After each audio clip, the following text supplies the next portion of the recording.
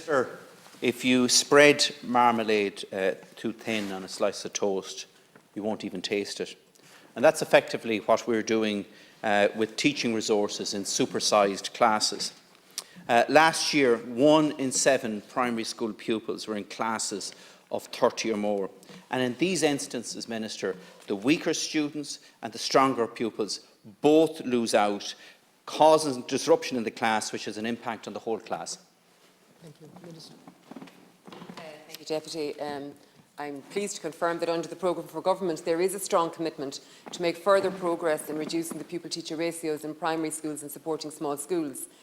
As part of Budget 2021 measures, the Government have sought to deliver on this commitment by the announcement of a 1-point change to the primary staffing schedule and the introduction of a 3-point reduction in the number of pupils required to retain a teacher. For the 2021-22 school year, the staffing schedule is on the basis of 1 classroom teacher for every 25 pupils. This budget improvement has resulted in the lowest pupil-teacher ratio ever at primary school.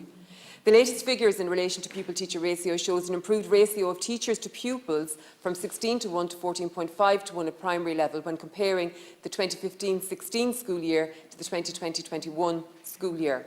This compares favourably with the OECD pupil-teacher ratio, which is 1:15. In the same period, the staffing schedule improved from 28:1 to 25:1 for this school year.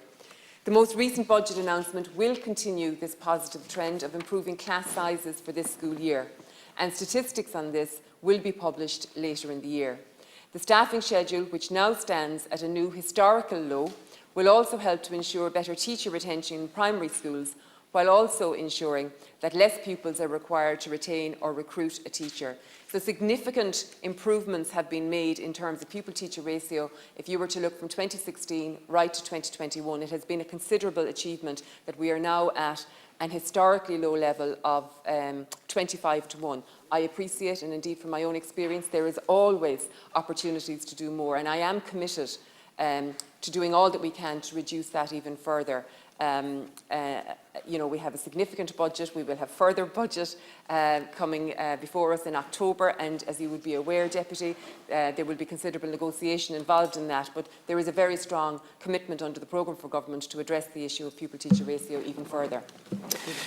Minister, I want to acknowledge the investment done by both the last government and the current government, and I think, look, our core objective needs to be that no child should leave primary school not being able to read and write, and needs to be supported to do that. Yes, statistics shows up to 1 in 10 children fall into that category.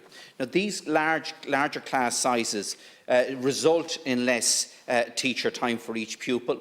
And while I accept that the pupil-teacher ratio has come down, we still have a significant number of pupils in very large class sizes. And I would urge you, Minister, to ensure that this is reflected in the budget investment, and not just that, but investment to support teaching principals and in relation to the capitation. And just an interesting figure in relation to the whole area of disadvantage, Minister, if we look at the large class sizes, students in classes of 30 or more, 10% of urban Band 2 DEIS classes fall into that category, or pupils fall into that category, and in rural DEIS, nearly 12% of pupils fall into those larger class sizes. Something needs to be done. Thank you, Deputy. Again, thank you, Deputy. And I do want to be very clear, and I appreciate your acknowledgement of the progress that has been made to date. And I know from my own experience in the classroom the importance of continuing to pursue in this direction. And again, I reiterate that there is a very strong government commitment to doing that. And it is worth repeating that 25:1 is an historical low for us in terms of achievement in our schools.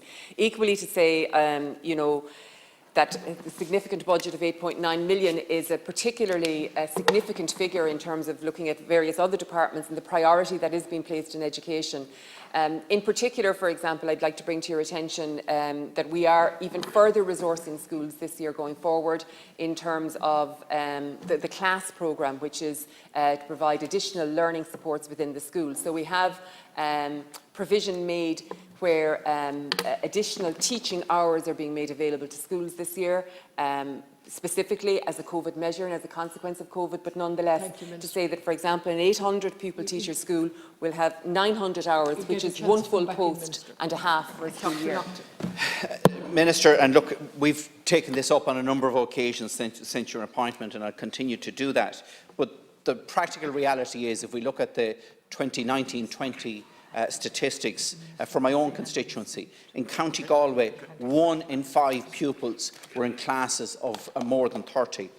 In County Roscommon, that's 1 in 6 pupils. And I don't believe that that's good enough.